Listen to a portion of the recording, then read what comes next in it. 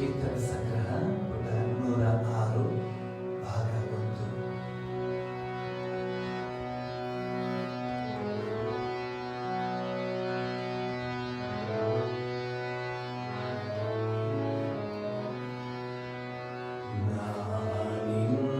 ನಾನಿನ್ನೋಳಮ್ಯ ಬೇಡುವುದಿಲ್ಲ,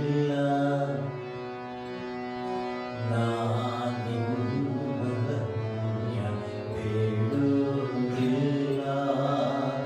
ಎನ್ನ ಹೃದಯ ಕಮಲದೋಳು ನಿಂದಿರು ಹರಿಯೇ.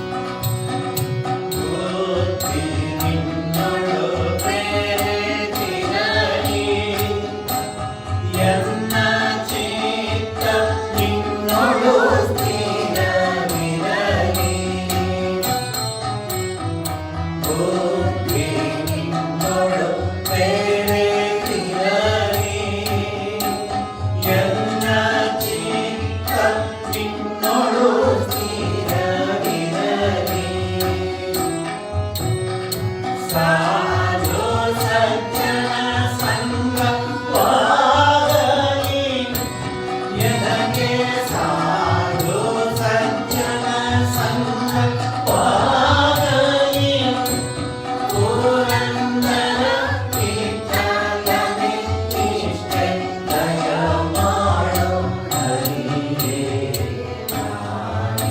नानिನ್ನೊಡನ್ಯ ಬೇಡುವುದಿಲ್ಲ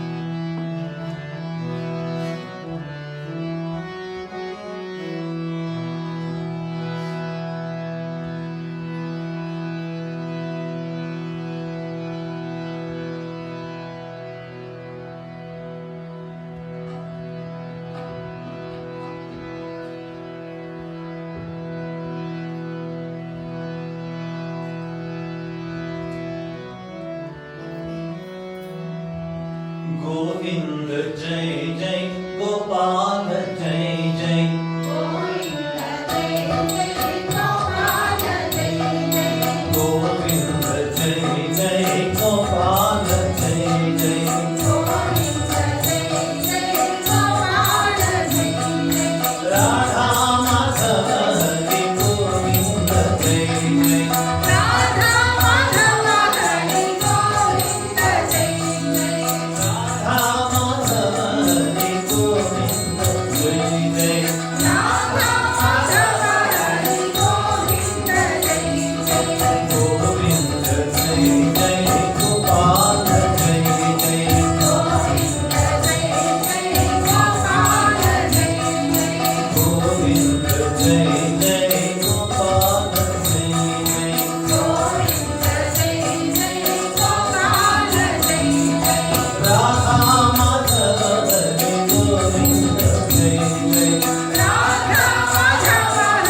गोविंद जय जय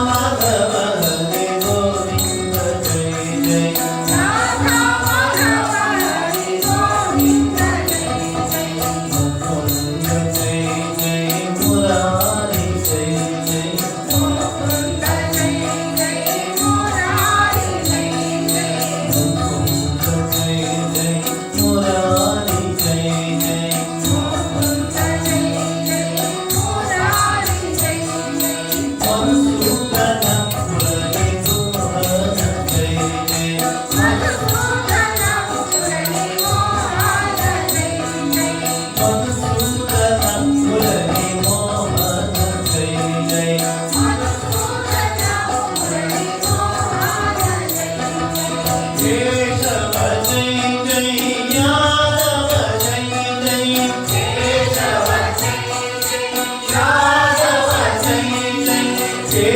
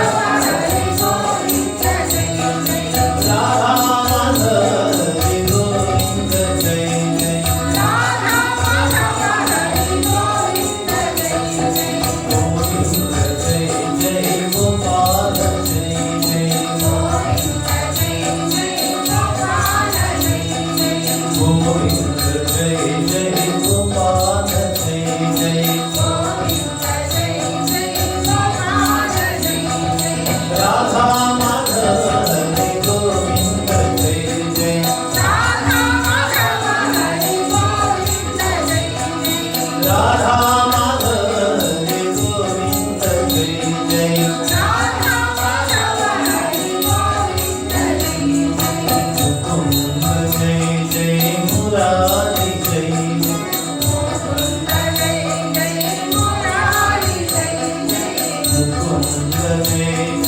मुरारी जय जय मधुसूदन मुरली मोहन जय जय मधुसूदन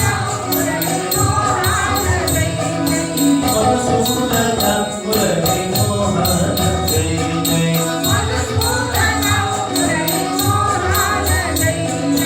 केशव जय जय यादव जय जय यादव जय जय केशव जय जय यादव जय जय यादव जय जय नारायण हरे श्री कृष्ण जय जय नारायण हरे श्री कृष्ण जय जय नारायण हरे श्री कृष्ण जय जय नारायण हरे श्री कृष्ण जय जय गोविंद जय जय गोपाल जय जय गोविंद जय जय गोपाल जय जय गोविंद जय जय गोपाल जय जय गोविंद जय जय गोपाल जय जय राधा माधव हरे गोविंद जय राधा माधव हरे गोविंद राधा माधव हरे गोविंद जय राधा माधव हरे गोविंद जय गोविंद जय जय गोपाल जय जय गोविंद जय जय गोविंद जय जय गोपाल जय जय गोविंद जय जय मुकुंद जय जय मुरारी जय जय मुकुंद जय जय मुरारी जय जय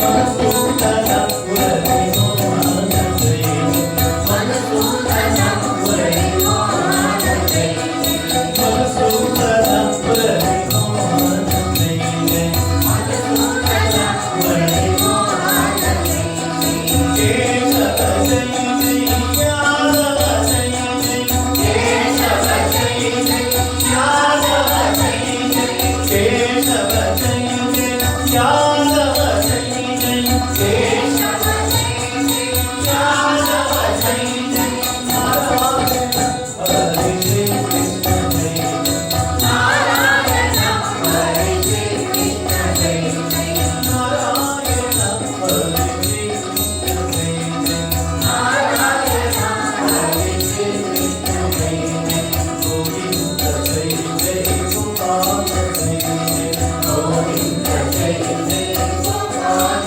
जय जय गोविंद जय जय गोपाल जय जय गोविंद जय जय गोपाल जय जय गोविंद जय जय गोपाल जय जय गोविंद जय जय गोपाल जय जय गोविंद जय जय गोपाल जय जय गोविंद जय जय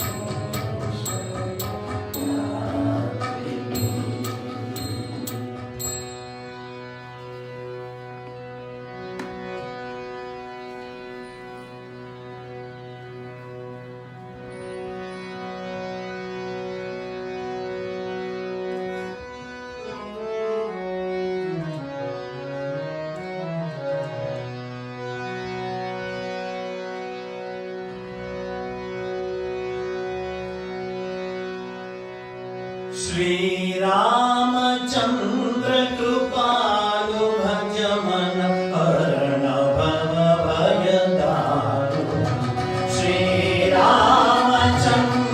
कृपालु भज मन हरण भव भयदारु नवकण्ड योजन गङ्ग मुख कर गङ्ग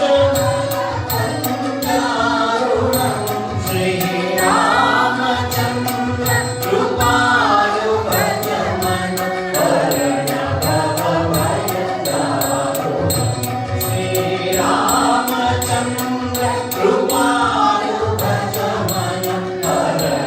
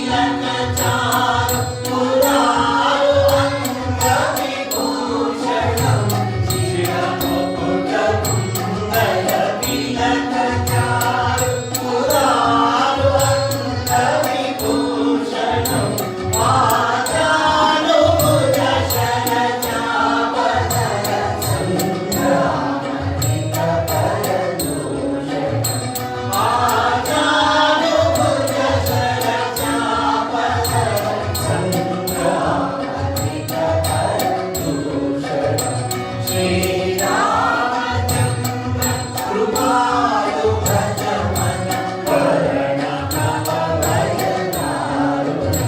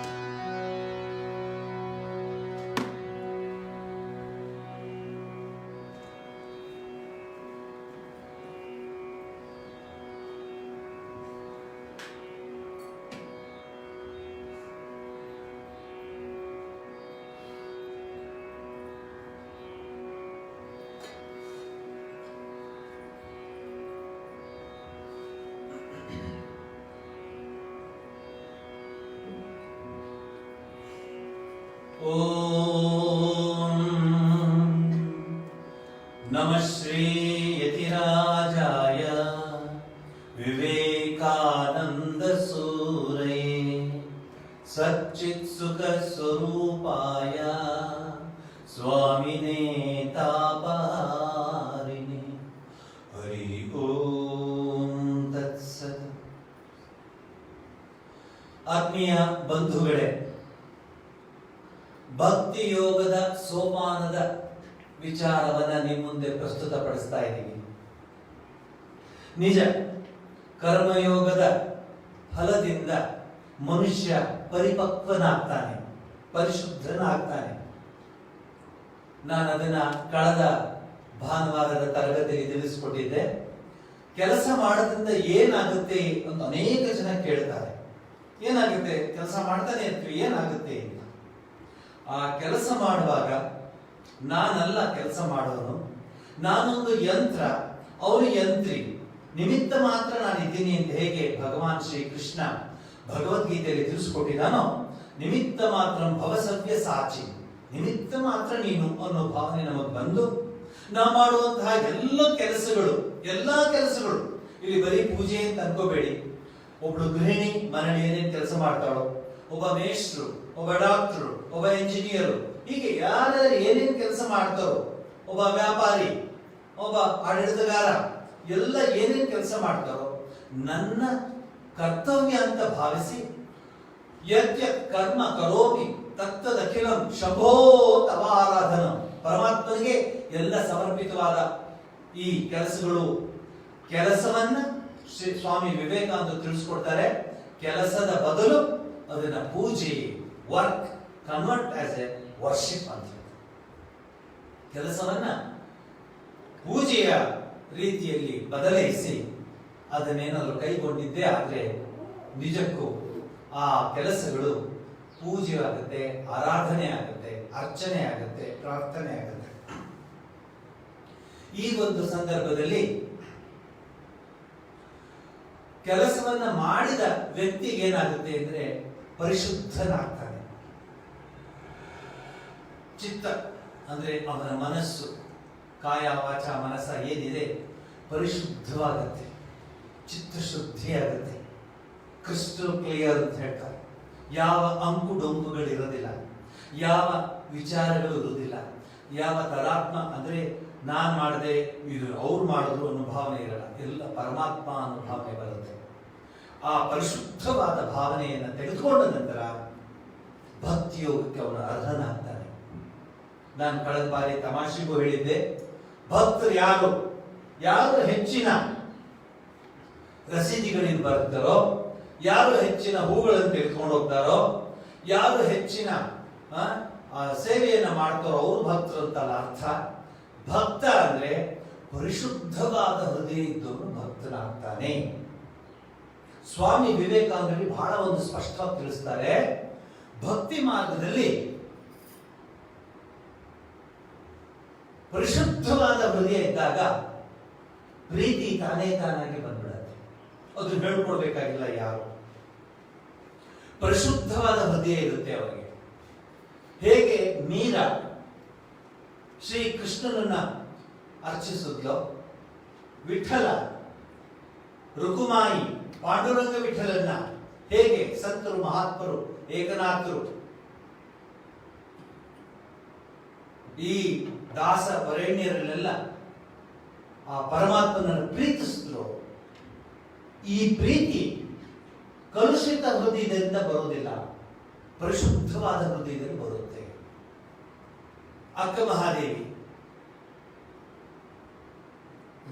ಬೇಡರ ಕಣ್ಣಪ್ಪ, ಮಾರ್ಕಂಡೇಯ, ಹೇಳ್ತಾ ಹೋಗ್ಬೋದು ಹೆಸರುಗಳು. ಪರಿಶುದ್ಧವಾದ ಹೃದಯವಿತ್ತವರಿಗೆ. ಬೇಡ ಅವನು ಏನೋ ಕೆಲಸ, ಬೇಟೆಯಾಡೋದು, ಜೀವನ ಸಾಗಿಸೋದು. ಮಹಾನ್ ಭಕ್ತರಾಗ್ಬಿಟ್ಟ.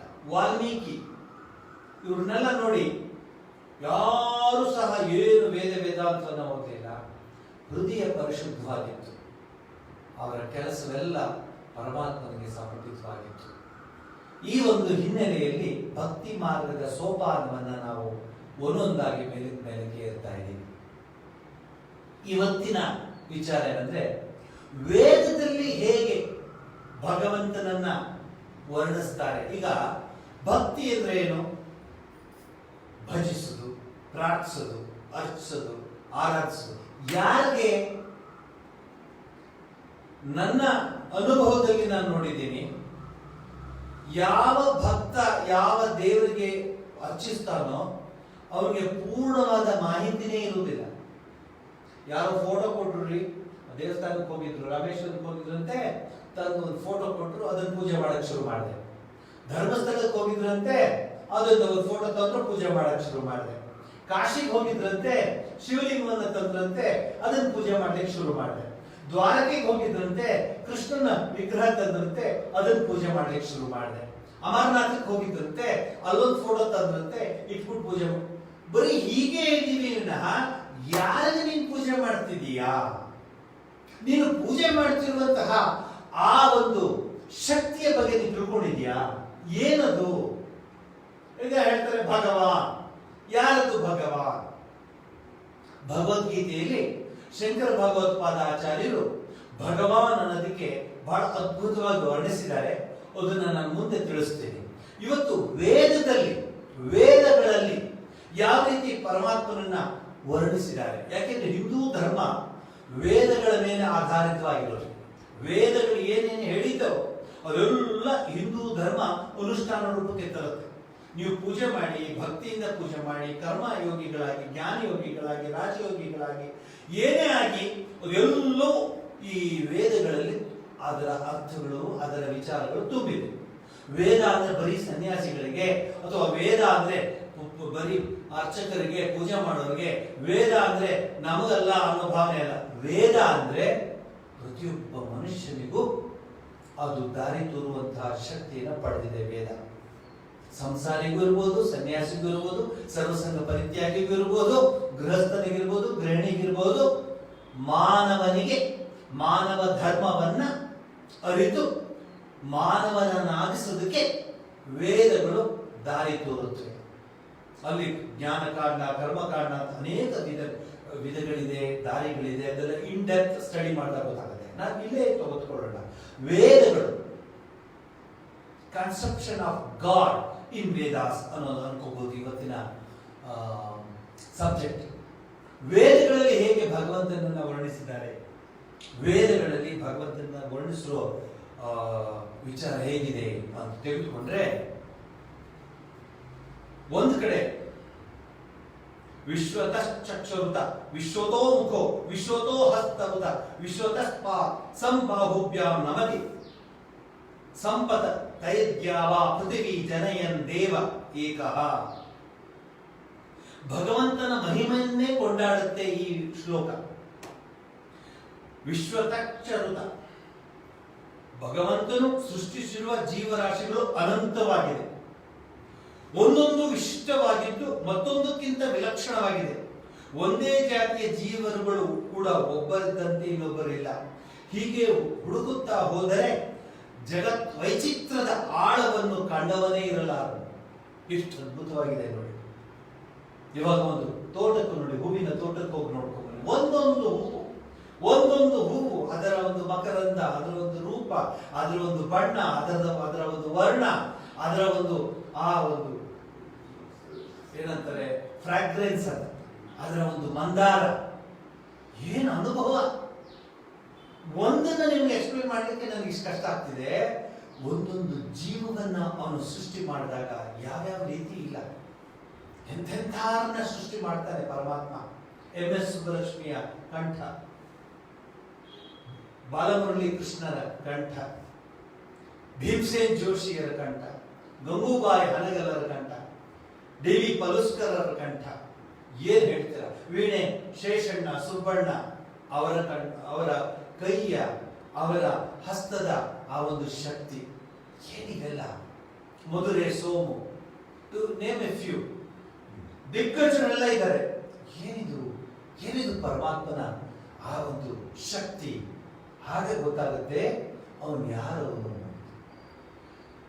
ಜಗತ್ ವೈಚಿತ್ರದ ಆಳವನ್ನು ಕಂಡವನೇ ಇರಲಾರನು. ನೋಡ್ಕೊಂಬನ್ನಿ, ಎಂತೆಂಥವರಿದ್ದಾರೆ, ಎಂತೆಂಥ ಎಲ್ಲ ಭಗವಂತನ ಸೃಷ್ಟಿ, ಅವನ ಒಂದು ಲೀಲೆ. ಹೀಗಿದ್ದರೂ ಈ ಎಲ್ಲ ಭೇದವು ತಾರತಮ್ಯಗಳು ಒಬ್ಬ ದೇವರದೇ ತೋರಿಕೆ ಎಂಬುದು ಅನೇಕರಿಗೆ ತಿಳಿದಿರಲಾರದು. ಇದರೆಲ್ಲದರ ಹಿಂದೆ ಒಂದೇ ಶಕ್ತಿ, ಪರಮಾತ್ಮ. ಅವನೊಬ್ಬನೇ ಸೃಷ್ಟಿ ಮಾಡ್ತಿರೋದು. ಅವನಿಗೆ ಎಂತಹ ಅಪಾರವಾದ ಶಕ್ತಿ ಇದೆ, ನೀವೇ ಯೋಚನೆ ಮಾಡಿ.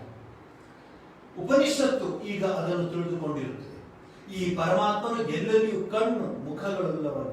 ಲೋಕದಲ್ಲಿ ಯಾವ ಯಾವ ಪ್ರಾಣಿ ಪಕ್ಷಿಗಳು, ಮನುಷ್ಯ, ದೇವ, ರಾಕ್ಷಸಾದಿ ಜೀವರುಗಳಿರುವರೋ ಆಯಾ ದೇಹಗಳಲ್ಲೆಲ್ಲ ಈತನೇ ಅನುಪ್ರವೇಶ ಮಾಡುವುದರಿಂದ ಎಲ್ಲ ದೇಹೇಂದ್ರಿಯ ಸಂಘಾತಗಳಿಂದಲೂ ವ್ಯಾಪಾರ ಮಾಡುವವರು ಈತನೇ ಆಗಿರು. ವ್ಯಾಪಾರ ಅಂದ್ರೆ ವ್ಯವಹಾರ ಮಾಡ್ತಾರೆ. ಹೇಗೆ ಎಲ್ಲ ಜೀವಕ್ಕೆ ಕೋಟಿಗಳು. ನೀವು ಪೂಜೆ ಮಾಡೋನು ಯಾರು ಅನ್ನೋದನ್ನ ಫಸ್ಟ್ ನಿಮಗೆ ತಿಳಿಸ್ಕೊಡ್ತಾ ಇದ್ದೀವಿ. ಭಕ್ತಿ, ಯಾರ ಮೇಲೆ ನಿಮಗೆ ಭಕ್ತಿ ಇರಬೇಕು, ಯಾವ ದೇವರ ಮೇಲೆ ನಿಮಗೆ ಭಕ್ತಿ ಇರಬೇಕು. ಕೆಲವರು ಹೇಳ್ತಾರೆ ನಮ್ಮ ಕುಲದೇವತೆ, ನಮ್ಮ ಮನೆತನದ ದೇವತೆ, ನಮ್ಮ ಒಕ್ಕಲು ಅಂತ ಮಾತಾಡ್ತಾರೆ. ಕೆಲವರು ನಮ್ಮ ಒಕ್ಕಲು ತಿರುಪತಿ ವೆಂಕಟರಮಣನ ಒಕ್ಕಲು ಅಂತ ಮಾತಾಡ್ತಾರೆ. ಅಂದ್ರೆ ಯು ಕ್ಯಾನ್ ಇಮ್ಯಾಜಿನ್, ಇದು ಇಡೀ ಪ್ರಪಂಚದಲ್ಲಿ ಬೇರೆ ಎಲ್ಲೂ ನೀವು ಕಾಣೋದಿಲ್ಲ. ಪರಮಾತ್ಮನ ನಮ್ಮ ಒಕ್ಕಲು ಅಂತ ಹೇಳುವಂತಹ ಭಕ್ತರು ಇನ್ನೆಲ್ಲೂ ನೀವು ಕಾಣೋದಿಲ್ಲ. ಇದು ನಮ್ಮ ಭಾರತೀಯ ಸಂಸ್ಕೃತಿಯ ಒಂದು ಮಹತ್ತರವಾದ ಒಂದು ಶಕ್ತಿ. ಹೇಳಿ ನೀವು ಹೇಳ್ತಾರೆ. ಗೋತ್ರ ಕೇಳಿ, ಋಷಿಗಳ ಗೋತ್ರ ಕೇಳ್ತಾರೆ. ಋಷಿಗಳ ಗೋತ್ರ ಹೇಳ್ತಾರೆ. ಯಾವ ಗೋತ್ರ ಅಂದ್ರೆ ಭಾರದ್ವಾಜ ಮುನಿಗಳ ಋಷಿ, ಭಾರದ್ವಾಜ ಅಂತ ಕರೀತಾರೆ. ಇಂತಹ ಒಂದು ಪರಂಪರೆ. ಸೊ ಭಕ್ತಿಯ ಪಥದಲ್ಲಿ ನಾವು ಮುಂದೆ ಬರಬೇಕಾದ್ರೆ ನಾವು ಯಾರನ್ನ ಪೂಜೆ ಮಾಡ್ತಿದ್ದೀವಿ, ಯಾರನ್ನ ನಾವು ಪ್ರೀತಿ ಮಾಡ್ತಿದ್ದೀವಿ, ಯಾರಿಗೆ ನಾವು ಅರ್ಚಿಸ್ತಾ ಇದ್ದೀವಿ. ಹಾಗಾಗಿ ಎಷ್ಟೊಂದು ದೇವತೆಗಳಿದೆಯಲ್ಲ ಸ್ವಾಮೀಜಿ, ಎಷ್ಟೊಂದು ದೇವರುಗಳಿದೆ. ಏಕಂ ಸತ್ ವಿಪ್ರಾ ಬಹುಧಾ ವದಂತಿ, ಋಗ್ವೇದದ ಮಾತು ಒಂದೇ. ಬೇರೆ ಬೇರೆ ಬೇರೆ ಬೇರೆ ಬೇರೆ ಬೇರೆ ಜನರು ಅವರವರ ಭಾವನೆಗೆ, ಅವರವರ ಭಕ್ತಿಗೆ, ಅವರವರಿಗೆ ದೇವ ನೀನೊಬ್ಬನೇ. ಮುಪ್ಪಿನ ಷಡಕ್ಷರಿ ದೇವ ಒಂದು ಹಾಡು ಬಂದಿದ್ದಾರೆ, ಅವರವರಿಗೆ ನೀನೇ.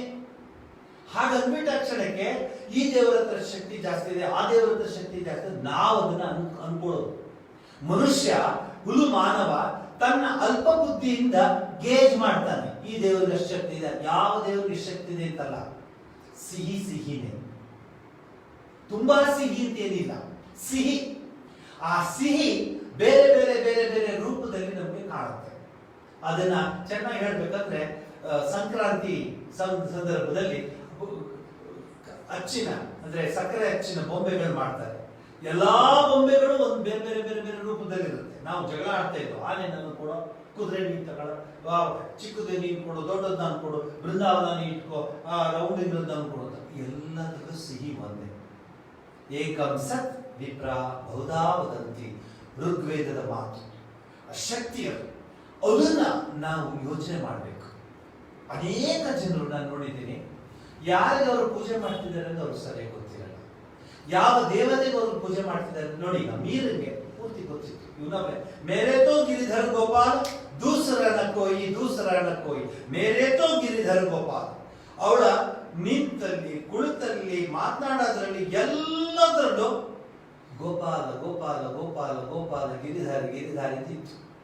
ನಾವು ಎಷ್ಟು ಬದಲಾಗ್ತೀವಿ ನೋಡಿ, ಬದಲಾಯಿಸ್ತೀವಿ ನೋಡಿ, ಎಷ್ಟು ಬದಲಾಯಿಸ್ತೀವಿ ನೋಡಿ. ದೇವ್ರನ್ನೇ ಬದಲಾಯಿಸುವಂತವ್ರು ನಾವು ಮನುಷ್ಯ.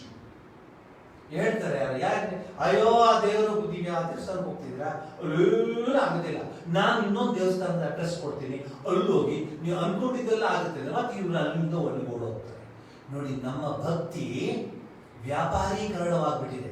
ಸ್ವಾಮಿ ವಿವೇಕಾನಂದರ ಭಾಷೆಯಲ್ಲಿ ಶಾಪ್ ಕೀಪಿಂಗ್ ರಿಲಿಜನ್ ಅಂತ ಹೇಳ್ತಾರೆ. ವ್ಯಾಪಾರೀಕರಣ ಆಗ್ಬಿಟ್ಟಿದೆ. ಈ ದೇವರು ಜಾಸ್ತಿ, ಆ ದೇವರು ಕಡಿಮೆ, ಇಲ್ಲವೇ ಇಲ್ಲ. ಶ್ರೀರಾಮಕೃಷ್ಣ ಪರಮಹಂಸರು ಅದ್ಭುತವಾದ ಜೀವನವನ್ನು ನಡೆಸಿ ಜತೋ ಮತ್ ತಥೋ ಪತ್. ಎಷ್ಟು ವಿಧಗಳಿದೆಯೋ, ಎಷ್ಟು ಮತಗಳಿದೆಯೋ ಅಷ್ಟು ದಾರಿಗಳಿದೆ. ಆದರೆ ಗುರಿ ಒಂದೇ, ಪರಬ್ರಹ್ಮ ವಸ್ತು. ವೇದದಲ್ಲಿ ಪರಮಾತ್ಮನನ್ನ ಹೇಗೆ ವರ್ಣಿಸ್ತಾರೆ ಅನ್ನೋದನ್ನ ಮೊದಲು ತಿಳ್ಕೊಳ್ಳೋಣ. ಯಾಕೆಂದ್ರೆ ವೇದ ಆದ ನಂತರ ಉಪನಿಷತ್ತು, ಅದಾದ ನಂತರ ಭಗವದ್ಗೀತೆ, ಅದಾದ ನಂತರ ಪುರಾಣಗಳು. ನಿಮಗೆ ಒಂದೊಂದೇ ಒಂದೊಂದೇ ಹಂತದಲ್ಲಿ ಕರ್ಕೊಂಡು ಹೋಗ್ತೇನೆ. ಈಗ ವೇದಗಳಲ್ಲಿ ಪರಮಾತ್ಮನನ್ನ ಹೇಗೆ ವರ್ಣಿಸ್ತಾ ಇದ್ದಾರೆ ವೇದದಲ್ಲಿ ನೋಡಿ. ಸರ್ವತಃ ಪಾಣಿಪಾದಂ ತತ್ ಎಂಬ ಶ್ಲೋಕ ಬರುತ್ತೆ. ಇಂತಹ ಭಗವಂತನು ಬಾಹುಭ್ಯಾಂ ಎಂದರೆ ತೋಳುಗಳಂತಿರುವ ಧರ್ಮಗಳಿಂದ ಇಡೀ ಜಗತ್ತನ್ನು ವಶಪಡಿಸಿಕೊಂಡಿದ್ದಾನೆ ಪರಮಾತ್ಮ. ಇಡೀ ಜಗತ್ತು ಒಂದು, ಅದಕ್ಕೆ ಅಖಿಲ ಕೋಟಿ ಬ್ರಹ್ಮಾಂಡ ನಾಯಕ ಅಂತ ಹೇಳ್ತೀವಿ. ಇನ್ಯಾರಿಗೂ ಹೇಳೋದಿಲ್ಲ ನಾವು. ಅಖಿಲ ಕೋಟಿ ಬ್ರಹ್ಮಾಂಡ ನಾಯಕ ಅಂತ ಯಾರು ಹೇಳ್ತೀವಿ? ಆ ಪರಬ್ರಹ್ಮನನ್ನ ಹೇಳ್ತೀವಿ, ಪರಬ್ರಹ್ಮ ವಸ್ತುವಿಗೆ ಹೇಳ್ತೀವಿ. ನಮಗೆಲ್ಲ ಗೊತ್ತಿದೆ, ಆದ್ರೆ ಅದರ ಪೂರ್ಣ ಅರ್ಥ ಇನ್ ಡೆಪ್ತ್ ನಾವು ತಿಳ್ಕೊಳ್ಳೋಕೆ ಹೋಗಲ್ಲ. ಇವತ್ತಿಂದ ನೀವೇನಾದ್ರೂ ಯಾವ ದೇವರಿಗೆ ಪೂಜೆ ಮಾಡ್ತಿದ್ದೀರೋ, ಯಾವ ದೇವರಿಗೆ ನೀವು ನಂಬಿದ್ದೀರೋ, ಪೂರ್ಣವಾಗಿ ನಂಬಿಡ್ಬೇಕು. ಆ ದೇವರನ್ನ ಬದಲಾಯಿಸಕ್ಕೆ ಹೋಗ್ಬಾರ್ದು. ನಾನು ನೋಡಿದ್ದೀನಿ ತುಂಬಾ ಜನ, ಅದಕ್ಕೆ ಅವ್ರಿಗೆ ಇಲ್ಲೊಂದು ಸ್ವಲ್ಪ ಭಕ್ತಿ, ಅಲ್ಲೊಂದು ಸ್ವಲ್ಪ ಭಕ್ತಿ, ಅಲ್ಲೊಂದು ಸ್ವಲ್ಪ ಭಕ್ತಿ, ಅಲ್ಲೊಂದು ಸ್ವಲ್ಪ ಭಕ್ತಿ. ಗುರುವಾರ ರಾಘವೇಂದ್ರರು, ಶುಕ್ರವಾರ ಚಾಮುಂಡೇಶ್ವರಿ, ಶನಿವಾರ ವೆಂಕಟರಮಣ ಸ್ವಾಮಿ, ಭಾನುವಾರ ಕೃಷ್ಣ, ಸೋಮವಾರ ಶಿವ, ಮಂಗಳವಾರ ದೇವಿ, ಬುಧವಾರ ಮತ್ತೊಂದು, ಹೀಗೆ ಎಲ್ಲ ಚಿತ್ರವಾಗಿಬಿಟ್ಟಿದೆ. ಆದ್ರೆ ನಂದೊಂದು ಮಾತಿದೆ, ಇಲ್ಲಿ ಹೋಗೋದು ಬೇಡ ಅಂತ ಹೇಳೋಲ್ಲ, ಆದ್ರೆ ಎಲ್ಲಾ ದೇವರಿಗೂ ಒಂದೇ ಪ್ರೀತಿ ತೋರಿಸ್ತೀರ ನೀವು ಇಲ್ಲ. ಅಲ್ಲಿ ನಮಗೂ ನಿಮಗೂ ಜಗಳ ಬರೋದು. ಎಲ್ಲಾ ದೇವರು ಒಂದೇ ತರ ಪ್ರೀತಿ ತೋರಿಸಲ್ಲ. ಬುಟ್ಟಿಗಳು ನೋಡೋದು ಗೊತ್ತಾಗ್ಬಿಡುತ್ತೆ ಯಾವ ದೇವಸ್ಥಾನಕ್ಕೆ ಇವ್ರು ಹೋಗ್ತಾರೆ ಅಂತ. ಅವರೇನಾದ್ರೂ ವೆಂಕಟರಮಣ ಸ್ವಾಮಿ ಭಕ್ತರಾಗಿದ್ರೆ ಆ ದೇವಸ್ಥಾನಕ್ಕೆ ಹೋಗೋದು ಸ್ವಲ್ಪ ದೊಡ್ಡದೇ ಇರುತ್ತೆ. ಬುಟ್ಟಿ ಬ್ಯಾಗು ಹೂವು ಎಲ್ಲ.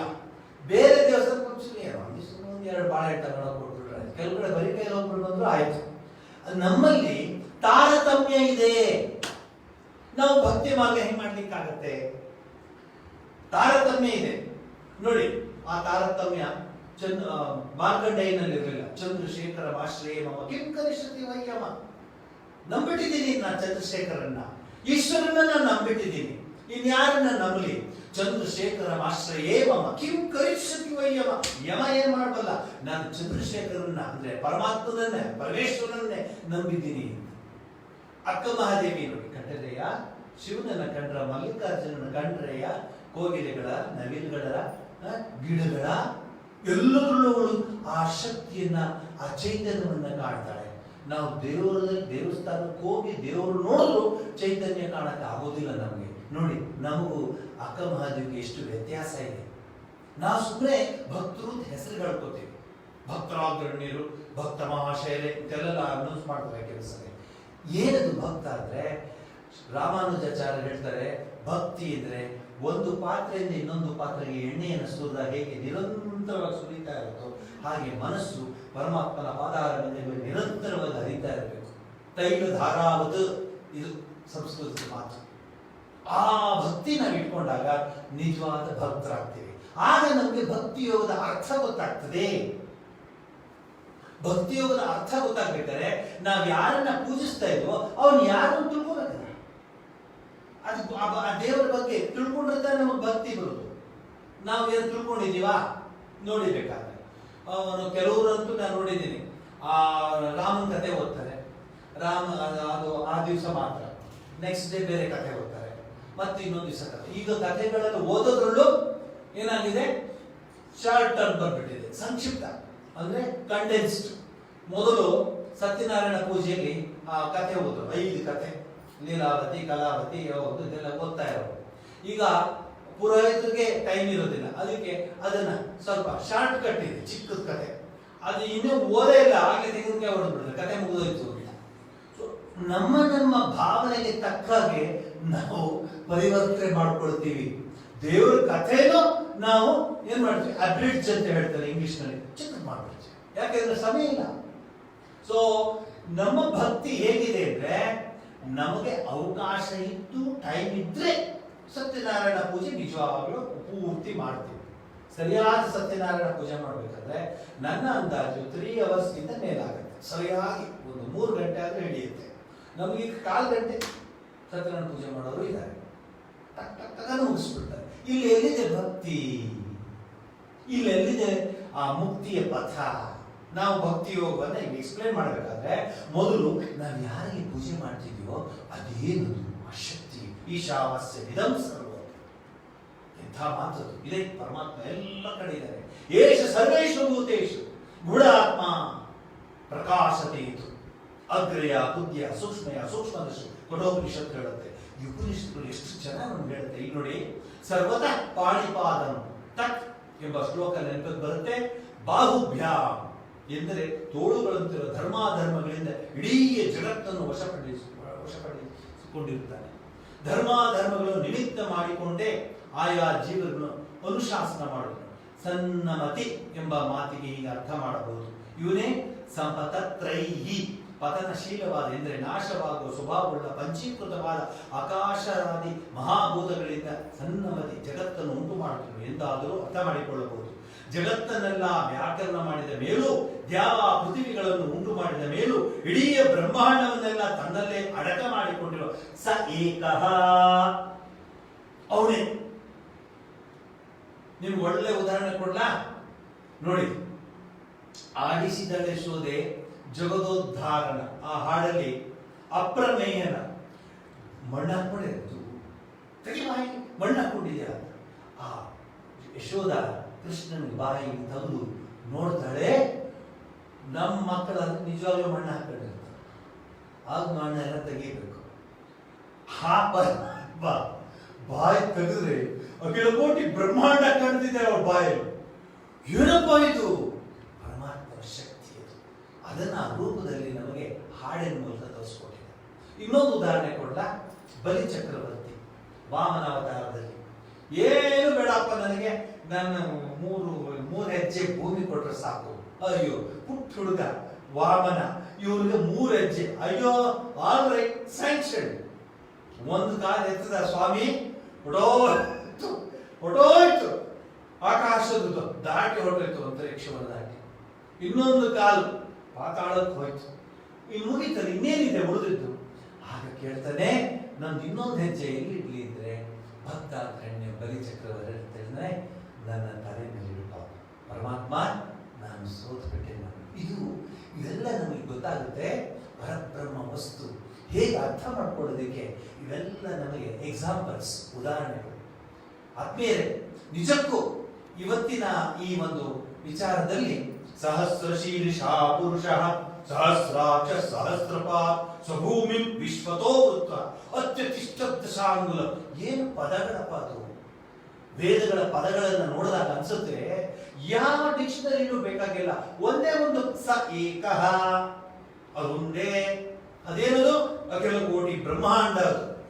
ಸ ಏಕಃ. ಎಷ್ಟು ಪುಸ್ತಕ ಬೇಕು, ಎಷ್ಟು ಪ್ರಿಂಟ್ ಮಾಡಬೇಕೆಲ್ಲ ಏನಿಲ್ಲ, ಒಂದೇ ಪದ ಸ ಏಕಃ.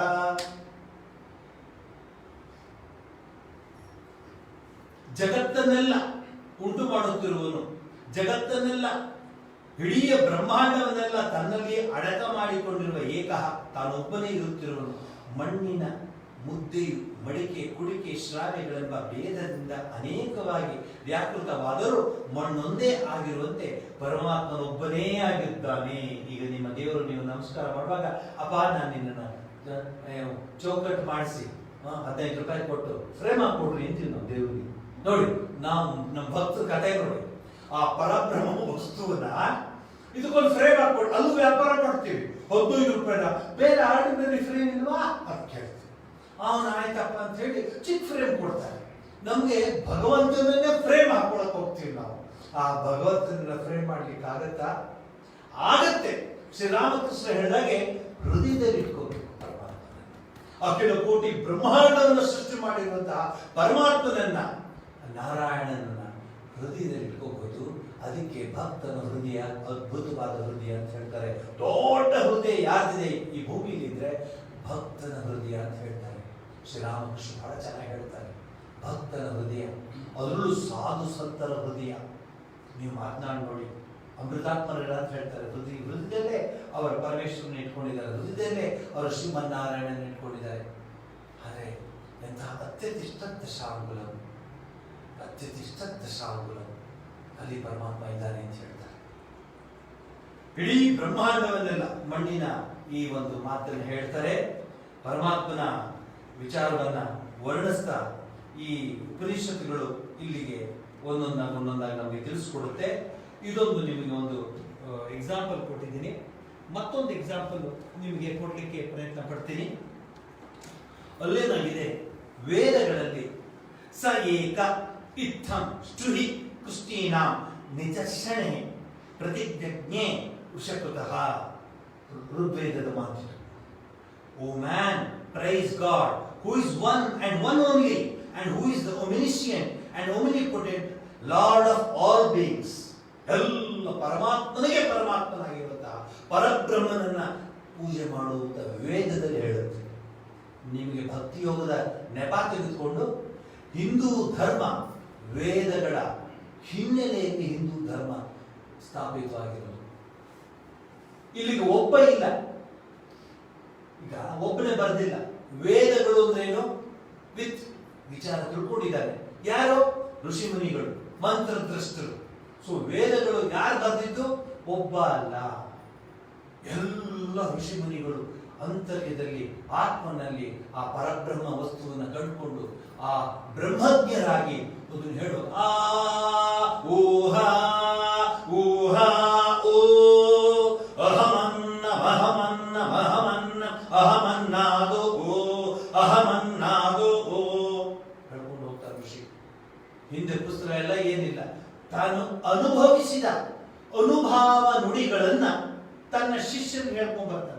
ತೈತರ ಉಪನಿಷತ್ತು, ಈಶಾವಾಸ್ಯ ಉಪನಿಷತ್ತು, ಬೃಹದಾರಣ್ಯಕ ಉಪನಿಷತ್ತು, ಛಾಂದೋಗ್ಯ ಉಪನಿಷತ್ತು, ಮತ್ತೆ ಅವರ ಶಿಷ್ಯನಿಗೆ ಹೇಳ್ಕೊಂಡು ಬರ್ತಾರೆ. ಹಾಗೆ ಹೇಳ್ಕೊಂಡು ಬಂದಿದ್ದಂತಹ ಪರಂಪರೆ, ಸಹಸ್ರ ವರ್ಷಗಳ ಪರಂಪರೆ. ನಾವು ಈ ವರ್ಷ ಬಂತು ಆ ವರ್ಷ ಬಂತು ಅಂತ ಹೇಳೋರಲ್ಲ, ನಾವು ಅನಾದಿ ಕಾಲ ಅಂತ ಹೇಳ್ತೀವಿ. ಅದಕ್ಕೆ ಭಗವದ್ಗೀತೆಯಲ್ಲಿ ಒಂದು ಶ್ಲೋಕ ಇದೆ, ಅಜರ ಅಮರ ಶಾಶ್ವತ ಪುರಾಣ ಅವಿನಾಶಿ. ಏನ್ ಪದಗಳರಿ, ಎಲ್ಲೂ ಬೇರೆ ಯಾವ ಧರ್ಮದಲ್ಲಿ ನೀವು ಈ ಪದಗಳನ್ನ ಕಾಣಲ್ಲ. ಅವಿನಾಶಿ, ಏಕ ಏವ ನಮಸ್ಯು ವೀಕ್ಷಣ್ಯ, ಅಥರ್ವ ವೇದದಲ್ಲಿ ಬರುತ್ತೆ. One God alone is to be worshipped by all people, he is adorable. ಋಗ್ವೇದದಿಂದ ಹೇಳ್ತಾ ಇದ್ದೀನಿ, ಅಥರ್ವಣ ವೇದದಿಂದ ನಿಮ್ಗೆ ಹೇಳ್ಕೊಡ್ತಾ ಇದ್ದೀನಿ.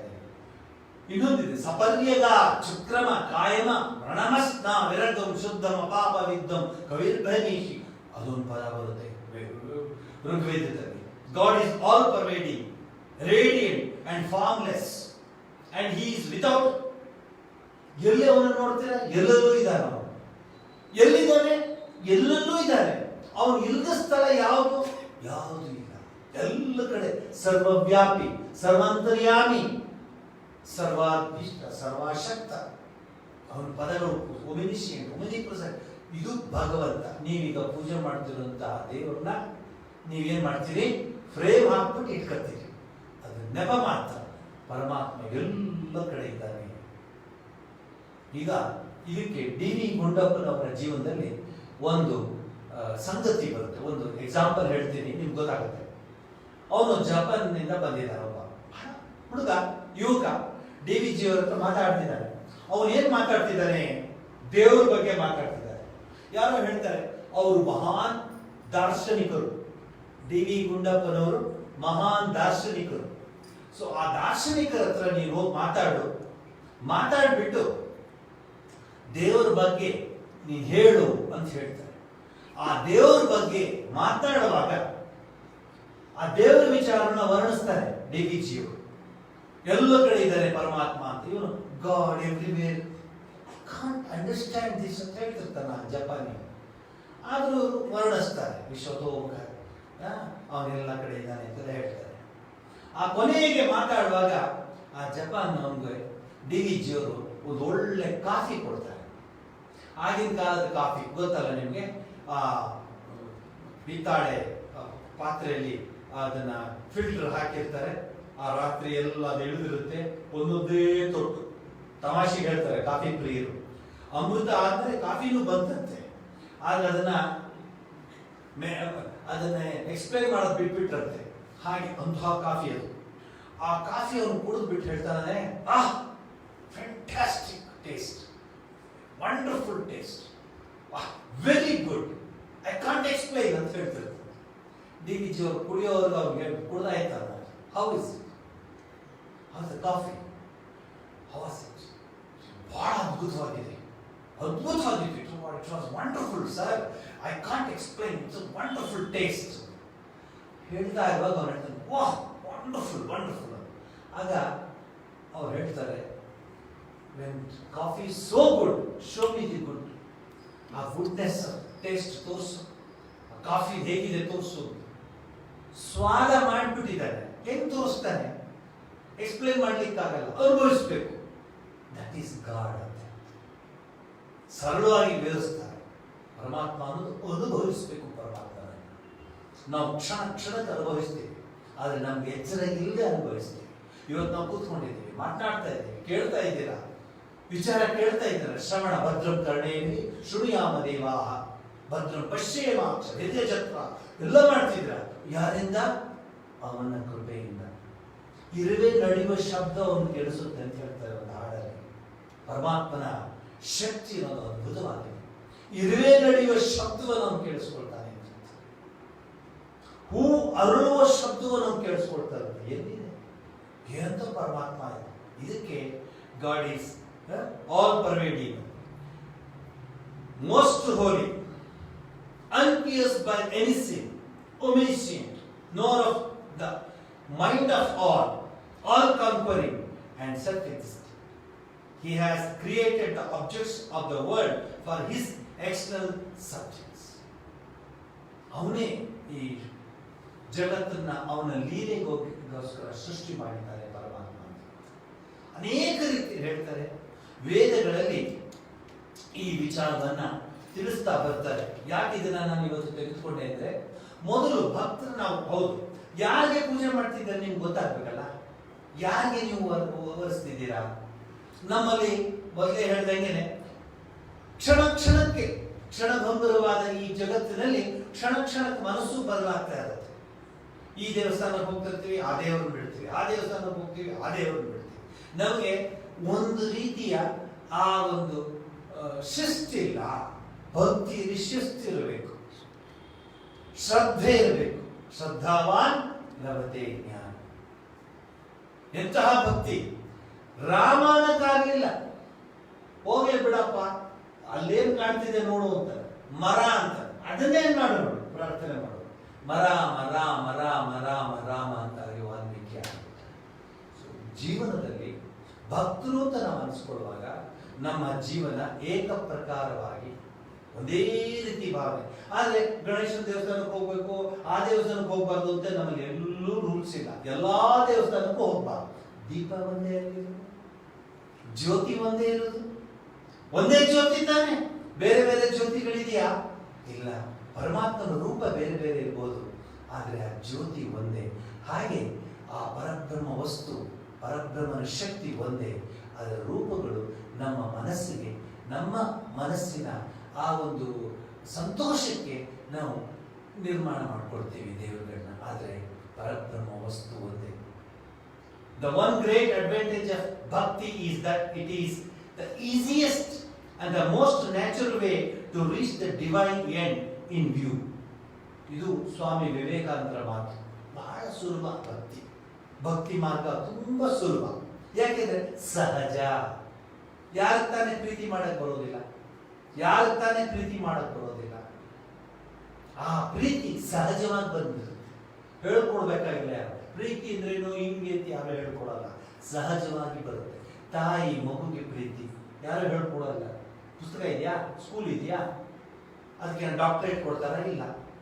ಮಗುಗೆ ತಾಯಿ ಮೇಲಿರೋ ಪ್ರೀತಿ, ಗಂಡನಿಗೆ ಆ ಪತ್ನಿಯ ಮೇಲಿರೋ ಪ್ರೀತಿ, ಹಾಗೇನೆ ಎಲ್ಲ ಜೀವನದ ಆಯಾ ಆಯಾ ಸ್ಥಾನದಲ್ಲಿ ಅವರವರಿಗೆ ಪ್ರೀತಿ ಇರುತ್ತೆ.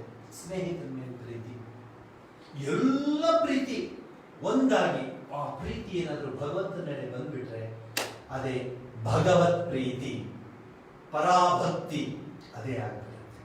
ಅದಕ್ಕೆ ಹೇಳ್ತಾರೆ ಸ್ವಾಮಿ ವಿವೇಕಾನಂದರು, the one great advantage of bhakti is that it is the easiest, ಸುಲಭ. ಯಾಕೆಂದ್ರೆ ನಿನಗೆ ಸಹಜವಾಗಿ ಬಂದಿದೆ ಪ್ರೀತಿಸಕ್ಕೆ. ತಾಯಿ ಮಗು ಮೇಲೆ ಎಷ್ಟು ಪ್ರೀತಿ ಮಾಡ್ತಾಳೆ ನೋಡಿ, ಹಾಗೆ ಮಗು ತಾಯಿನ ಎಷ್ಟು ಪ್ರೀತಿ ಮಾಡುತ್ತೆ ನೋಡಿ. ಸಹಜವಾಗಿರುತ್ತೆ ಆ ಪ್ರೀತಿ. ಆ ಪ್ರೀತಿ ಎಷ್ಟು ಶುದ್ಧವಾದ ಪ್ರೀತಿ ಗೊತ್ತಾ? ಅಲ್ಲಿ ಮಗು ತಾಯಿಯಿಂದ ಇನ್ನೇನು ಬಯಸುದಿಲ್ಲ, ಆ ತಾಯಿಯ ಅಪ್ಪುಗೆಯನ್ನು ಮಗು ಬಯಸುತ್ತೆ. ತಾಯಿ ಅಂದ್ರೆ ಅಂತಹ ಒಂದು ತಾಯಿ. ತಾಯಿ ವಾತ್ಸಲ್ಯ, ಮಾತೃ ವಾತ್ಸಲ್ಯ ಅಂತ ಹೇಳ್ತಾರೆ. ಶ್ರೀರಾಮಕೃಷ್ಣ ಪರಮಹಂಸರು ಆ ಮಗು ಮತ್ತು ತಾಯಿಯ ಪ್ರೀತಿಯನ್ನ ಜಗಜ್ಜನನಿ ಹಾಗೂ ಮಗುವಿನ ರೂಪದಲ್ಲಿ ಜಗತ್ತಿಗೆ ತೋರಿಸ್ಕೊಟ್ರು. ತಾಯಿ ದುರ್ಗೆಯನ್ನ, ಭವತಾರಿಣಿಯನ್ನು ಹೇಗೆ ಪ್ರೀತಿಸೋದು? ಮಗುವಿನ ಪ್ರೀತಿಸು ಅಂತ ಅವರೇ ಪ್ರೀತಿಸ್ತಾರೆ. ಇದಕ್ಕಿಂತ ಉದಾಹರಣೆ ಬೇಕಾ? Its great disadvantage is that in its lower form it is often that degenerates into hideous state. ಏನಾಗ್ಬಿಡುತ್ತೆ, ಇದು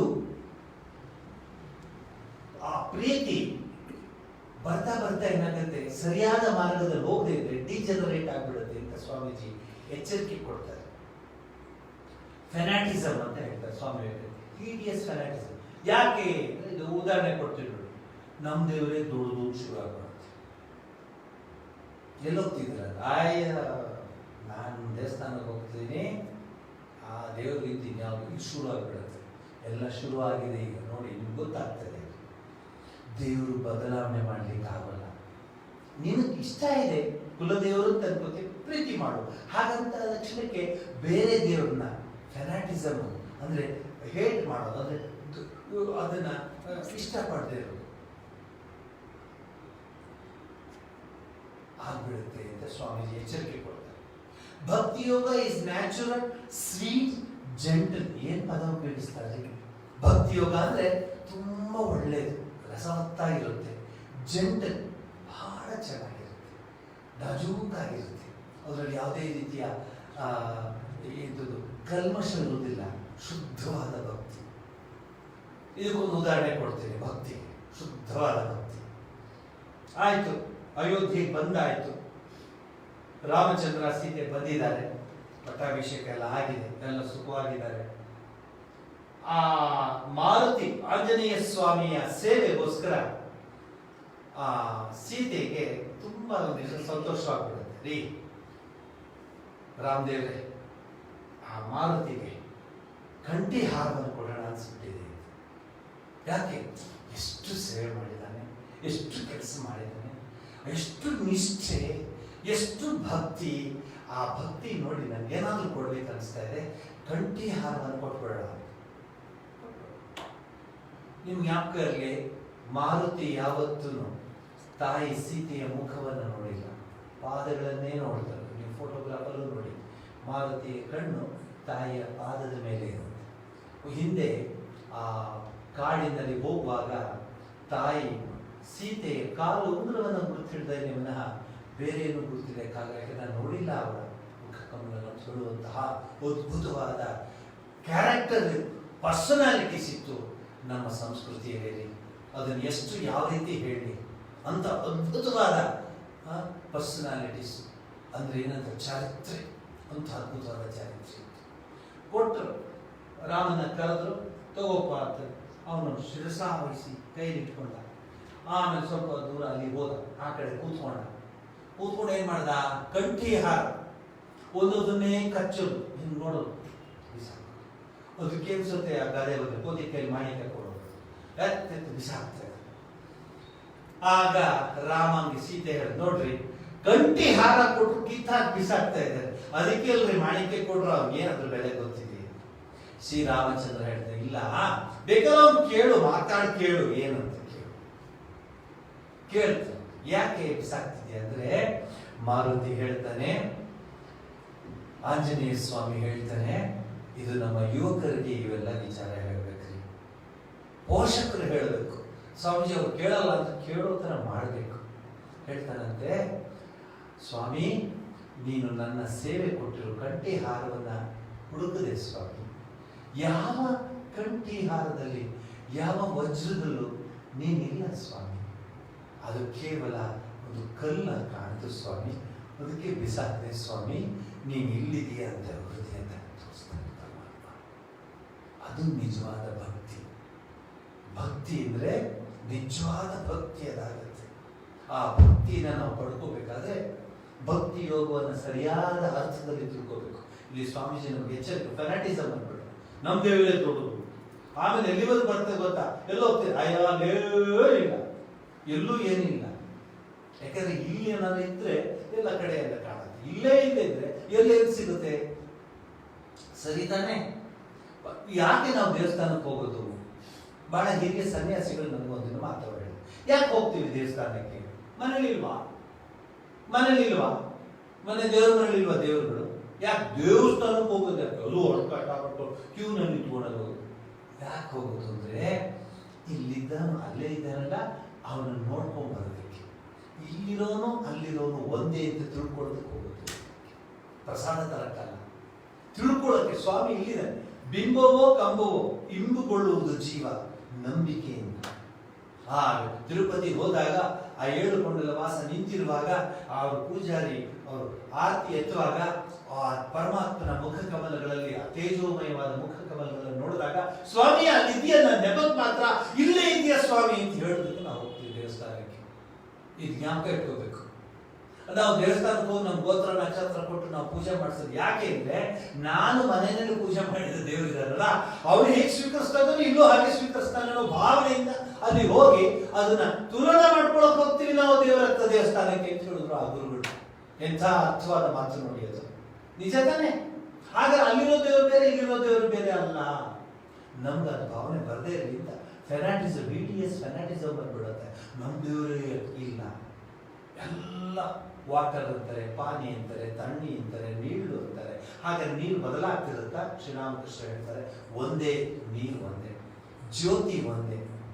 ಅದು ಚಿನ್ನದಲ್ಲಿ ಬೆಳಗುವಂತ ಜ್ಯೋತಿ ಇರ್ಬೋದು, ಮಣ್ಣಿನಲ್ಲಿ ಬೆಳೆದಂತ ಜ್ಯೋತಿ ಇರ್ಬೋದು, ಮೆಣದಲ್ಲಿ ಬೆಳಗುವಂತ ಜ್ಯೋತಿ ಇರ್ಬೋದು. ಜ್ಯೋತಿ ಜ್ಯೋತಿ ತಾನೆ, ನಿಜ ಹೇಳ್ತಾನೆ. ಪರಮಾತ್ಮ ಪರಮಾತ್ಮನೇ, ಬೇರೆ ಬೇರೆ ರೂಪದಲ್ಲಿ ಇರ್ತಾನೆ ವಿನಃ ಆ ಜ್ಯೋತಿ ಒಂದೇ. ಇದರ ಅರ್ಥ ಮಾಡಿಕೊಂಡ್ರೆ ನಿಜವಾಗಿ ಭಕ್ತಿ ಯೋಗದ ಒಂದು ರೀತಿಯ ಅರ್ಥವನ್ನು ನಾನು ತಿಳ್ಕೊಂಡಂಗಾಗುತ್ತೆ. ಪ್ರಿಯಾಂಬಲ್ ಅಂತ ಹೇಳ್ತಾರೆ, ತಿಳ್ಕೊಂಡಂಗಾಗುತ್ತೆ. ಮೊದಲು ಭಕ್ತಿ ಯೋಗದ ಬಗ್ಗೆ ತಿಳ್ಕೊಳ್ಳೋದಕ್ಕೆ ಏನು ಅಂತಂದ್ರೆ ಇದು ನಿಜವಾದ ಭಕ್ತಿ. Bhakti yoga is natural, sweet and gentle. ಭಕ್ತಿ ಯೋಗದಲ್ಲಿ ನಿಮ್ಗೆ ಏನು ಕೇಳಲ್ಲ ಯಾರು. ಶಬರಿ ಏನು ಓದಿದ್ರೆ ನೀವಾದ್ರೆ ತುಂಬ ಓದಿರ್ತೀರ, ಡಿಗ್ರಿಗಳು ಬೇರೆ ಇದೆ, ಎಂತೆಂಥವ್ರು ವಿದ್ವಾಂಸರಿದ್ರ, ಸಂಸ್ಕೃತದ ವಿದ್ವಾಂಸರು, ಮಹಾ ಪಂಡಿತರು, ಚತುರ್ವೇದಿಗಳು, ತ್ರಿವೇದಿಗಳು, ದೊಡ್ಡ ದೊಡ್ಡ ದೊಡ್ಡ ದೊಡ್ಡ ಹೆಸರುಗಳು ಬರುತ್ತೆ. ಆದರೆ ಶಬರಿ ಯಾವುದೂ ಇಲ್ಲ, ಏನೂ ಇಲ್ಲ. ಅನಕ್ಷರಸ್ಥರು, ಬೇಡನ ಮಗಳು. ಆದರೆ ರಾಮ ಬುರಿ ಅಲ್ಲಿ ಹೋಗಲಿಲ್ಲ, ಅವರು ಕೂತ್ಕೊಂಡ. ಬುರಿ ಕೂತ್ಕೊಳ್ಳಿಲ್ಲ, ಅವಳು ಕಚ್ಚಿ ಕೊಟ್ಟ ಹಣ್ಣನ್ನ ತಿಂದ. ಲಕ್ಷ್ಮಣ ಸ್ವಲ್ಪ ಈಗ ಅನ್ಕೊಳ್ತಾನೆ ಅಯ್ಯೋ ಅಂತ. ಯಾಕೆಂದ್ರೆ ನಾನು ನಿನ್ನವನೆಂದು ನೀನು ನನ್ನವನೆಂದು ಅರ್ಥ ಮಾಡ್ಕೊಂಡ್ಬಿಟ್ಟ ಶ್ರೀರಾಮಚಂದ್ರ. ಶುದ್ಧ ಬ್ರಹ್ಮ ಪರಾತ್ಪರ ರಾಮ, ಕಾಲಾತ್ಮಕ ಪರಮೇಶ್ವರ ರಾಮ, ಶೇಷ ತಲ್ಪಸು ಕಲಿಕೃತ ರಾಮ, ಬ್ರಹ್ಮಾದ್ಯವರ ಪ್ರಾರ್ಥಿತ ರಾಮ, ಚಂಡ ಕಿರಣಕುಲ ಮಂಡನ ರಾಮ, ಶ್ರೀಮದ್ ದಶರಥ ನಂದನ ರಾಮ. ಯಾರ ರಾಮ? ಶುದ್ಧ ಬ್ರಹ್ಮ ಪರಾತ್ಪರ ರಾಮ. ಇದನ್ನ ಅರ್ಥ ಮಾಡ್ಕೊಂಡು ಯಾರೋ ಶಬರಿ, ಸಂಸ್ಕೃತ ಮಹಾವಿದ್ಯಾಪೀಠದ ಲೆಕ್ಚರರ್ ಅಲ್ಲ, ಒಬ್ಬಳು ಶಬರಿ ಅರ್ಥ ಮಾಡ್ಕೊಂಡ್ಬಿಟ್ಟಿರ್ತಾರೆ. ಆಮೇಲೇನು ಅವಳು ರಾಮ ಬರ್ತಾನೆ ಅಂತ ಋಷಿಗಳು ಹೇಳಿದಾಗ ತಿಳ್ಕೊಂಡು ಆ ಋಷಿಗಳು ಹೇಳಿದ ಮಾತಿಗೆ ನಂಬಿ, ಋಷಿಗಳು ಮಂತ್ರದೃಷ್ಟರು ತಿಳ್ಕೊಂಡು ಹೇಳ್ತಾರೆ, ನಂಬಿದ್ರು. ಆಗ ಅವಳಿಗೆ ಆಲ್ಮೋಸ್ಟ್ ಟೀನೇಜ್ ಸಮಯ. ರಾಮ ಬಂದಾಗ ಅವಳು ಅದನ್ನು ಆರಂಭ ಮಾಡಿದಾಗ ಕಾಯೋದಕ್ಕೆ 18 ವರ್ಷವಾಗಿತ್ತು. ರಾಮ ಬಂದಾಗ 80 ವರ್ಷವಾಗಿತ್ತು. ಆದರೆ ಕಾಯೋದಿದೆಯಲ್ಲ ಮನಸ್ಸು, ಅದಕ್ಕೇನೇನೋ ಆಗಬೇಕು. ಮನಸ್ಸು ಹಾಗೇ ಇತ್ತು, ಶುದ್ಧವಾದ ಮನಸ್ಸಿತ್ತು. ನಾವು ಮಾಡ್ತೀವ? ಅಯ್ಯೋ ಯಾರು ಗೊತ್ತು, ಹೊಟ್ಟೋಯ್ತು. ಒಂದೇ ದಿವಸಕ್ಕೆ ನಮ್ಮ ಶ್ರದ್ಧೆ ಹೊಟ್ಟೋಗುತ್ತೆ. ಒಂದೇ ದಿವಸ ನಮ್ಮ ಶ್ರದ್ಧೆ ಹೊಟ್ಟೋಗ್ತಿರುತ್ತೆ. ಅಯ್ಯೋ ಇವ್ರು చేస్తారಪ್ಪ, ದಿಮ್ಮು ಇಟ್ಲೇ చేయಲ್ಲ ಅದೇ. ಅವ್ರು ದಿವಸ ಹೋಗಿ ತಗೊಂಡ್ಬರೋಳ್ರಿ, ದಿವಸ ಹೋಗ್ಬಿಟ್ಟು ಹಣ್ಣು ಆರಿಸ್ಕೊಂಡ್ ಬರೋಳ್ರಿ. ರಾಮ ಬರ್ತಾನ ಅಂತ ನೋಡೋಳು ಬೆಟ್ಟದ ಮೇಲಿಂದ, ಅಲ್ಲೆಲ್ಲೂ ರಾಮ ಬರ್ತಾನ ಅಂತ ನೋಡ್ತಾ ನೋಡ್ತಾ ನೋಡ್ತಾ ಕಾಯ ತಗ್ಗಿದೆ, ಶಿರ ತಗ್ಗಿದೆ, ಶಿರ ಕುಗ್ಗಿದೆ. ಆದ್ರೂ ಆ ಬುಟ್ಟಿನ ಇಟ್ಕೊಂಡು ಮತ್ತೆ ಹಣ್ಣುಗಳನ್ನ ಇಟ್ಕೊಂಡು ಅವಳಿಗೇನು ನಂಬಿಕೆ ಇತ್ತು ಅಂದ್ರೆ ರಾಮ ಬಂದೇ ಬರ್ತಾನೆ ಅಂತ. ಇದು ನಿಜವಾದ ಶುದ್ಧವಾದ ಭಕ್ತಿ. ಭಕ್ತಿ ಯೋಗದ ಒಂದು ನಿಮ್ಗೆ ಎಕ್ಸಾಂಪಲ್ ಬೇಕಂದ್ರೆ ಕಾದಿರುವಳು ಶಬರಿ, ರಾಮ ಬರುವನೆ. ಇಂತಹ ಹಾಡ್ರಿ ಅದು. ನಮ್ಗಿದೆಯಾ ಆ ತಾಳ್ಮೆ? ಯೋಚನೆ ಮಾಡಿ, ನಮ್ಗಿದೆಯಾ ಆ ತಾಳ್ಮೆ? ದೇವಸ್ಥಾನದಲ್ಲಿ ದೇವ್ರು ಸ್ವಲ್ಪ ಅಲಂಕಾರ ಆಗ್ತಿದೆ, ಒಂದ್ ಸ್ವಲ್ಪ ನಿಂತ್ಕೊಳ್ಳಿ ಅಂದ್ರೆ ಸಾಕು, ಫೋನ್ ಮಾಡ್ಬಿಡ್ತೀವಿ ಡೈರೆಕ್ಟರ್ಗೆ, ಇಷ್ಟೊತ್ತು ನಿಲ್ಲಿಸಿದ್ದಾರೆ ಇಲ್ಲಿ ನೋಡಿ. ನಮ್ಗೆ ಎಂಥ ತಾಳ್ಮೆ ಇದೆ. 18ರಿಂದ 80 ವರ್ಷದವರೆಗೆ ಕಾದಲ್ಲ, ಅದು ರಿಷಭದೆ. ಇದನ್ನ ಹೇಳ್ತಾರೆ ಸ್ವಾಮಿ ವಿವೇಕಾನಂದರು. ದ ಭಕ್ತ does not take such high flights as the ಜ್ಞಾನ Yogi and therefore he is not apt to have such big falls. ತಾನಿಗೇನು ಪರಮಾತ್ಮ ಕೊಟ್ಟಿದ್ದಾನೋ ತಾನು ಸೇವೆ ಮಾಡ್ಕೊಂಡಿರ್ತಾನೆ. ಅವನು ಗೊತ್ತಿದೆ ನಾನು ಏನು ಸೇವೆ ಮಾಡ್ತಿದ್ದೀನೋ ಈ ಸೇವೆ ಮೂಲಕ ನನಗೆ ಭಗವಂತ ಕರುಣಿಸ್ತಾನೆ, ಭಗವಂತ ಸಾಕ್ಷಾತ್ಕಾರವಾಗುತ್ತೆ ಅನ್ನೋ ದೃಢ ನಿರ್ಧಾರವಾಗಿರುತ್ತೆ. ಸ್ವಾಮೀಜಿ ಹೇಳ್ತಾರೆ ಅವನಿಗೇನು ಬೇಕಾಗಿಲ್ಲ. Purification of thoughts and feelings is essential if bhakti is to become a stepping stone in the ascent of human being. ಅವನ ಜೀವನದಲ್ಲಿ ಮುಂದುವರಿಬೇಕಾದ್ರೆ ಅವನಿಗೆ ಆ ಮನಸ್ಸಿನಲ್ಲಿ ಪ್ಯೂರಿಫಿಕೇಶನ್ ಇದು ಬಹಳ ಮುಖ್ಯ ಇದೆ. ಭಕ್ತಿಯಲ್ಲಿ ಶುದ್ಧ ಭಕ್ತಿ ಅಂತ ಪದ ಉಪಯೋಗಿಸ್ತಾರೆ ಶ್ರೀರಾಮಕೃಷ್ಣ ಪರಮಹಂಸರು. ಶುದ್ಧ ಭಕ್ತಿ ಅಮಾಮಕ್ಕೆ ಶುದ್ಧ ಭಕ್ತಿ ದೇವ, ಅಮಾಮಕ್ಕೆ ಶುದ್ಧ ಭಕ್ತಿ ದೇವ ಅಂತ ಬೆಂಗಾಲಿ ಕೇಳ್ತಾರೆ. ಬರೀ ಭಕ್ತಿ, ಶುದ್ಧವಾದ ಭಕ್ತಿ ಇದ್ರೆ ಆಸೆ ಆಕಾಂಕ್ಷೆಗಳು ಏನೂ ಇಲ್ಲ.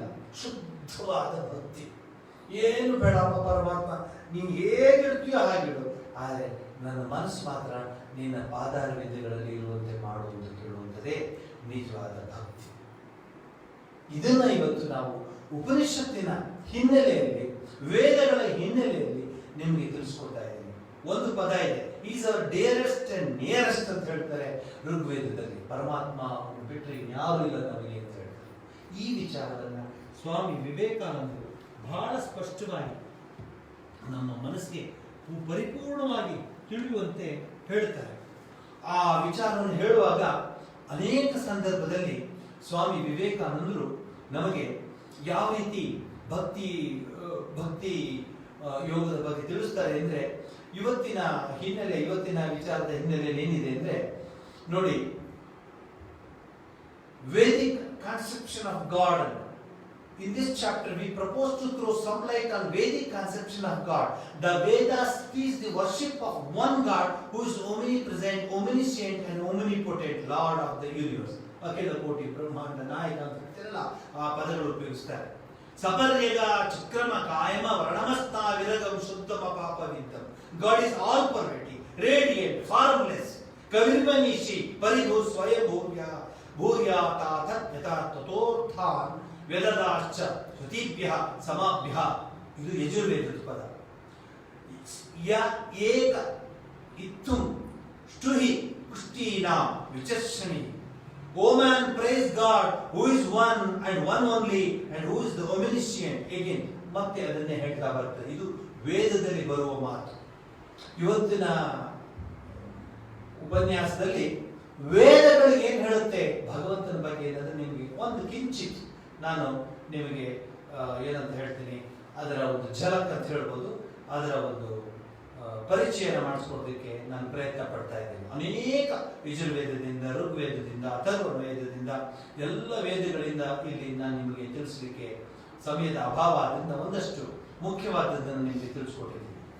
ದ್ವಾಸಪರ್ಣ ಸಯುಜ ಸಖಾಯ ಸಮಾನಂ ವೃಕ್ಷ ಪರಿ ಶಸ್ವಜಾಯತೆ ತಯೋರನ್ಯ ಪಿಪ್ಪಲಂ. ಇದು ಉಪನಿಷತ್ತಿನ ಒಂದು ಮಾತು. ಋಗ್ವೇದದಿಂದ ಇದನ್ನ ಮತ್ತೆ ತಿಳಿಸ್ಕೊಟ್ಟಿದ್ದಾರೆ. Two spirits, two eternal spirits.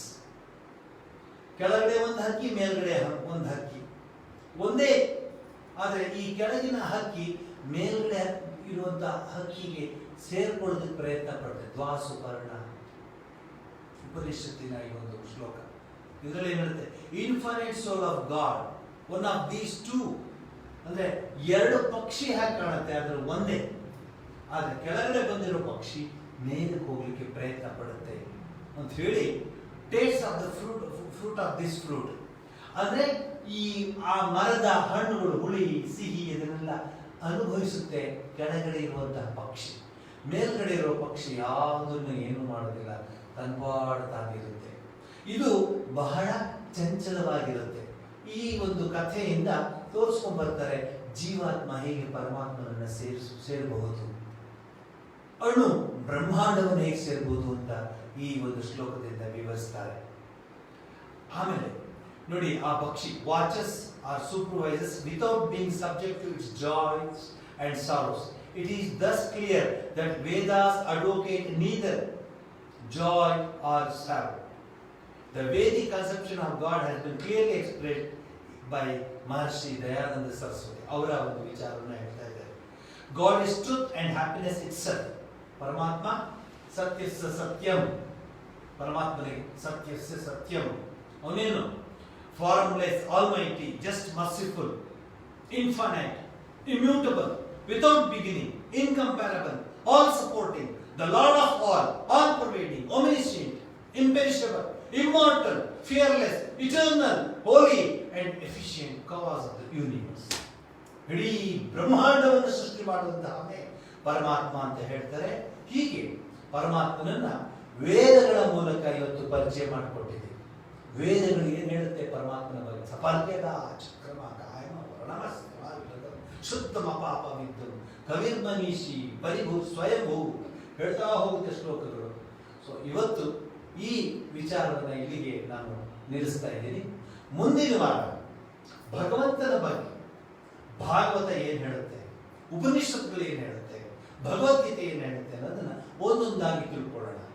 ಮುಂದಿನ ವಾರದ ತರಗತಿಯಲ್ಲಿ ಉಪನಿಷತ್ತುಗಳು ಹೇಗೆ ಪರಮಾತ್ಮನನ್ನ ವರ್ಣಿಸ್ತವೆ, ಒಂದೊಂದು ಉಪನಿಷತ್ತು ಪರಮಾತ್ಮನನ್ನು ಹೇಗೆ ವರ್ಣಿಸ್ತವೆ, ಹೇಗಾಗುತ್ತೆ ಆ ಉಪನಿಷತ್ತುಗಳು ಅನ್ನೋದನ್ನ ನಾನು ವಿವರಿಸ್ತೇನೆ. ಒಂದೊಂದು ಉಪನಿಷತ್ತು ಕಥೆ ಮೂಲಕ ಬರುತ್ತೆ. ಉಮಾ, ಇಂದ್ರ, ಅಗ್ನಿ ಒಂದು ಉಪನಿಷತ್ತು ಬರುತ್ತೆ. ಹಾಗೇನೆ ಕಠೋಪನಿಷತ್ತು ಯಮ, ನಚಿಕೇತ, ಹೀಗೆ ಭೃಗು, ಹೀಗೆ ಋಷಿಗಳ ಹೆಸರು ಬರುತ್ತೆ, ಅವರವರ ಶಿಷ್ಯರ ಹೆಸರುಗಳು ಬರುತ್ತೆ. ಉಪನಿಷತ್ತುಗಳ ಮೂಲಕ ಭಗವಂತನನ್ನ ಹೇಗೆ ವರ್ಣಿಸಿದ್ದಾರೆ. ಇವತ್ತು ವೇದಗಳಾಯಿತು. ಇವತ್ತು ಅಥರ್ವಣ ವೇದ, ಋಗ್ವೇದ, ಯಜುರ್ವೇದ, ಸಾಮವೇದ 4ರಿಂದ ಆಯ್ದ ಕೆಲವು ಭಾಗಗಳನ್ನ ಮುಂದೆ ತಿಳಿಸ್ಕೊಟ್ಟಿದ್ದೀನಿ.